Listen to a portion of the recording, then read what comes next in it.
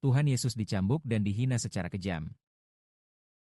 Lihatlah kesaksian Matius pasal 27. Pada saat itu, prajurit gubernur membawa Yesus ke halaman istana gubernur dan mengumpulkan seluruh pasukan prajurit. Para prajurit memberi Yesus jubah ungu, memakaikan mahkota dari duri di kepalanya, meletakkan mahkota duri di kepalanya, dan mengejeknya dengan berkata, "Salam untuk Raja orang Yahudi." Mereka juga memukul kepalanya dengan batang buluh. Mereka terus-menerus menamparnya, meludah ke wajahnya, membungkuk dan menyembah kepadanya dengan penghinaan. Yesus dicambuk, dibunuh. Ini untuk menggenapi perkataan Nabi Yesaya yang mengatakan, ini untuk menggenapi firman Nabi Yesaya. Menanggung penderitaan kita. Kita menganggap dia terkena hukuman dari Allah. Yang menimpa dia itu dan menderita. Sesungguhnya dia tertikam oleh karena pelanggaran kita. Dia diremukan oleh karena kejahatan kita. Dia menanggung hukuman kita, supaya kita memperoleh damai sejahtera. Siksaan yang dia derita menyembuhkan kita. Dia yang terluka mendapat kita menjadi sembuh. Dialah yang tulangnya tak terhitung jumlahnya, yang menyembuhkan kita. Teks ini menggambarkan adegan Yesus mengalami cambukan dan penghinaan. Kristus dipukul dan diolok-olok karena dosa manusia. Di sini dikatakan, sesungguhnya dia memikul sakit kita, menanggung penderitaan kita. Berarti kita menerima hukuman melalui Kristus. Kita mendapatkan damai sejahtera. Kita disembuhkan karena Kristus mengalami luka-luka. Apa artinya itu? Apa arti dari penyembuhan? Perlu seseorang menggantikan kita menanggung hukuman. Setelah Kristus menerima hukuman itu, Allah memberikan damai sejahtera kepada kita. Saudara-saudari mungkin ingat kalimat pertama.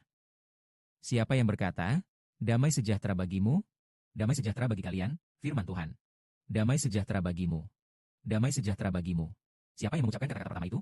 Yaitu Yesus Kristus setelah kebangkitannya. Ketika dia menampakkan diri kepada murid-muridnya. Dia berkata, damai sejahtera bagimu. Dalam perjanjian lama, saudara Shie sudah baca Alkitab 109 kali. Kamu tidak akan menemukan kata, damai sejahtera bagimu dalam perjanjian lama. Namun dalam perjanjian baru, setelah kebangkitan Kristus, dia berkata damai sejahtera bagimu. Murid-murid juga menulis Alkitab, yang berkata, damai sejahtera dari Tuhan Yesus Kristus. Bagi semua yang percaya kepadanya. Damai itu diperoleh melalui Kristus. Sebelumnya tidak ada damai sejahtera. Sebelumnya Allah memberikan murka kepada kita. Namun karena Kristus menerima hukuman, Allah tidak lagi memberikan murka itu kepada kita. Sebaliknya memberikan damai sejahtera. Damai ini kita terima karena penyaliban Kristus.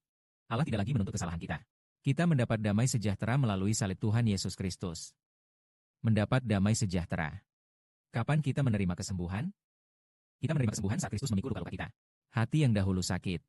Hati yang memberontak. Semua orang hatinya terluka. Semua orang memberontak. Dia mengalami luka dari cambukan. Artinya hati yang terluka kita disembuhkan oleh penderitaan Kristus.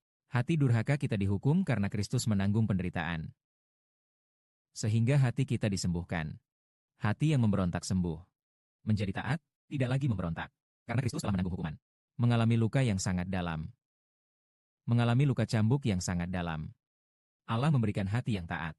Hati kita mengalami penyunatan rohani. Tidak lagi melawan hati Allah. Berikan hati yang taat kepada kami. Saudara-saudari, sekarang kita semua sangat mengasihi Bapa di surga. Sangat mencintai Bapa surgawi. Sangat ingin mengabdikan segalanya kepada Bapa surgawi. Tetapi pada zaman dahulu, sebelum Tuhan Yesus disalibkan, orang Israel tidak memiliki hati seperti itu. Mereka semua memberontak terhadap Tuhan. Mengapa orang Israel dalam perjanjian baru hari ini tidak memberontak terhadap Tuhan? Tunduk kepada Tuhan. Bahkan sepenuhnya dari dalam hati. Bahagia dan sangat rela mengabdikan segalanya kepada Tuhan? Itu karena satu alasan, Tuhan Yesus menanggung cambuk demi kita. Setelah menderita cambukan, hati kita yang memberontak menjadi sembuh. Yakni sembuh oleh Bapa. Hati yang memberontak ini taat kepada Tuhan. Tidak lagi kaku. Karena Tuhan Kristus, hati kita menjadi taat kepada Tuhan. Mereka yang taat kepada Tuhan akan sembuh. Sembuh total. Roh di dalam kita tidak lagi roh dosa yang memberontak. Melainkan roh di dalam kita. Menjadi roh baru yang lahir dari Roh Kudus Tuhan dan Roh Kristus. Roh ciptaan baru akhirnya tunduk kepada Tuhan. Mendapatkan kehidupan Tuhan, yaitu roh ini.